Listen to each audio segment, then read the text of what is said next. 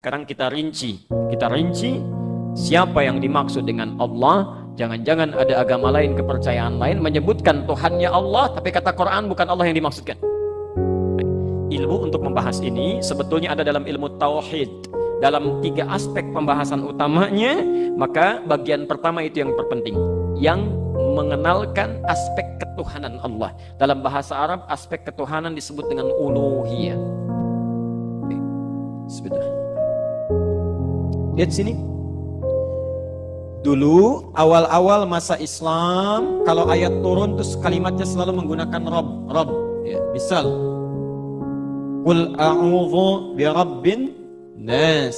Misal sebelumnya, Qul a'udzu birabbil falaq. Selalu Rabb. Alastu birabbikum.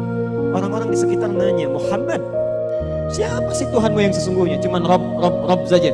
Ya, karena yang lain juga nyebut Rabb. Maka turunlah kemudian surah yang langsung menjelaskan entitas real dari ketuhanan yang sesungguhnya, dari sisi namanya dan dari sisi sifat-sifat keagungan Tuhannya. Maka turun surah Al-Ikhlas itu. Qul huwa, katakan Muhammad, huwa yang disebut Rabb itu adalah Allah. Ini tulisannya. Bukan cuma Allah, tapi nama ini memiliki satu sifat yang melekat kepadanya yang tidak bisa disaingi oleh nama-nama yang lainnya. Jadi kalaupun ada yang mengatakan Tuhan dia disebut Allah juga, Allah yang ini punya sifat yang tidak melekat pada Tuhan-Tuhan lain. Ahad. Qul huwallahu ahad. Sebentar. Boleh saya hapus sebentar ini? Hapus dulu. Sekarang perhatikan. Jadi ahad ini luar biasa, ini kalimat sangat luar biasa. Ada wahid, ada ahad, itu berbeda. Kalau wahid itu satu dan memungkinkan ada 2. Jadi kalau disebutkan wahid itu satu, yang pertama. Ada yang kedua, wahid isnin. Ada yang ketiga, thalatha. Ya. Jadi kalau satu berpotensi ada 2, maka bahasa Arabnya disebut dengan wahid. Tapi kalau misalnya, awas, disebutkan satu-satunya tidak akan pernah ada 2, itu kalimatnya berubah dari wahid menjadi. Karena itu kalimat di Quran kalau menyebutkan kata wahid yang dimaksudkan Allah itu selalu ditambah dengan ilah sebelumnya. Wa ilahukum ilahu wahid. Gak bisa berdiri sendiri. Di ilah gak bisa berdiri sendiri, wahid tidak bisa berdiri sendiri. Ya. Tapi kalau kita ingin menyebutkan dengan satu kata saja, satu-satunya tidak ada 2, maka kalimatnya menjadi ya. Kalau ditambah alif lam di depannya menjadi waktu. Waktu yang pertama itu maksudnya. Ya. Jadi ada hari yang pertama, namanya hari apa? Pakai al-ahad. Ya, itu dari bahasa Arab ya, al-ahad. Coba diserap ke dalam bahasa Indonesia, disingkat jadi ahad. Ya, alnya hilang. Ya. Indonesia kan suka nyingkat-nyingkat ya. Tapi tidak semua yang disingkat itu bisa disingkat, jadi masalah nanti ya. Soalnya lagi rame-rame ada yang diracun pakai sianida ya. Kan inisialnya J, Kumala, Wangso itu. Kalau disingkat jadi bahaya nanti. Makanya jarang disingkat sama polisi sekarang tuh. Bisa salah lihat. Aja sudah tersenyum. Sudah, itu bukan bahasan kita yang sini. Lihat.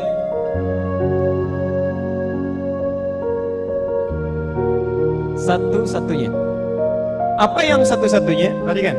Satu yang paling unik dari kalimat ahad ini ketika disandingkan dengan kalimat Allah ingin memberikan pesan, nama ini adalah nama satu-satunya yang kalau Anda ingin hilangkan setiap huruf yang melekat pada kalimat ini pun akan menunjuk pada satu yang sama itu. Akan beda. Ya. Perhatikan ya, saking uniknya nama ini hanya dilekatkan pada satu zat. Tidak ada zat yang lain. Kalau Anda bandingkan dengan nama Tuhan yang lain tidak akan sama. Contoh. Sifatnya ahad. Hanya satu-satunya. Anda hilangkan setiap huruf dalam kalimatnya pun akan kembali kepada satu yang sama. Bedakan dengan nama yang dipertuhankan yang lain. Ya, saya nggak perlu tuliskan. Anda tinggal bayangkan saja. Baca ini. Allah. Kita akan hapus satu hamzah wasal. Ya, kita hilangkan satu. Baca. Lillahi ma fis samawati wa ma fil ard. Masih menunjuk pada zat yang sama. Silakan ambil kalimat nama yang dipertuhankan yang lain, kemudian hilangkan salah satu hurufnya. Apa menunjuk pada yang sama? Tidak akan pernah. Tidak akan pernah. Ya.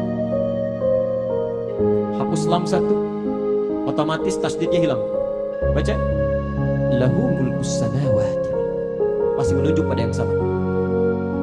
Hilangkan lagi lamnya satu, jadi apa? Hu ini singkatan dari kata huwa, singkatan dari huwa. Kalau anda baca Al-Baqarah 255, Allahu la ilaha illa, berhenti, kalau berhenti wakaf di kata huwa, maka wa-nya nggak bunyi.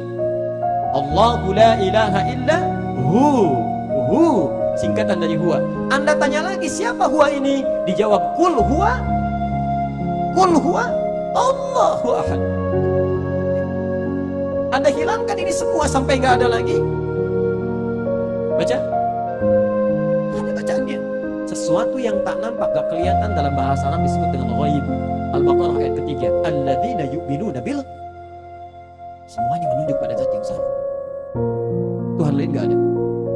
Makanya nama yang diturunkan, diberikan oleh Allah, tidak mungkin ada orang yang paling jenius sedunia pun, sepersih apapun dalam bahasa Arab, yang bisa mengeluarkan satu kalimat yang bila dihilangkan keseluruhannya akan menunjuk pada yang sama, kecuali dia berasal dari sesuatu yang bukan makhluk, ya, yang dipertuhankan, Tuhan sesungguhnya. Jelas sampai sini? Kalaupun ada yang mengaku-ngaku saya juga sama, tulisannya begitu juga, tapi dari sisi ketuhanannya dia punya sifat, bukan cuma namanya. Dirinya ahad, satu-satunya, tidak ada duanya, apalagi tiga. Jadi kalau ada yang mengaku Tuhan saya juga namanya Allah, punya bapak enggak? Punya. Ibu? Enggak, bapak aja sih, misal, ya. Ada yang lainnya? Ada. Tuhan saya tidak. Tuhan saya tidak. Ya, jelas sampai sini? Bagian pertama, kata Allah, sifat ini satu, namanya menunjuk pada yang sama. Yang kedua, ini bahasa yang sangat logis. Kata Quran, sifat ahadnya tidak memungkinkan dia bercabang, punya syarikat yang kalau lebih daripada satu akan kacau kehidupan di semesta ini. Quran surah ke-21 ayat ke-22. Lau kana fihi ma'alihatun illallah lafasadata. Kalaulah ada Tuhan-Tuhan banyak mengelola langit dan bumi, Tuhannya lebih daripada satu-satunya, pasti akan rusak itu kehidupan dalam semesta. Ada Tuhan pemberi rahmat, ada Tuhan urusan perang, ada Tuhan turunkan hujan, ada Tuhan urusan atur awan. Ya, begitu Tuhan ingin memberikan rahmat, kata yang perang, jangan dikasih rahmat, saya mau hukum dia. Kata yang Tuhan rahmat, jangan dulu, saya mau berikan rahmat. Ribut tuh sama Tuhan. Ini bermasalah. Jadi bermasalah. Ya. Jelas di sini? Jadi kalau ada orang yang mengaku Tuhannya bukan Allah, selesai, dia bukan Islam.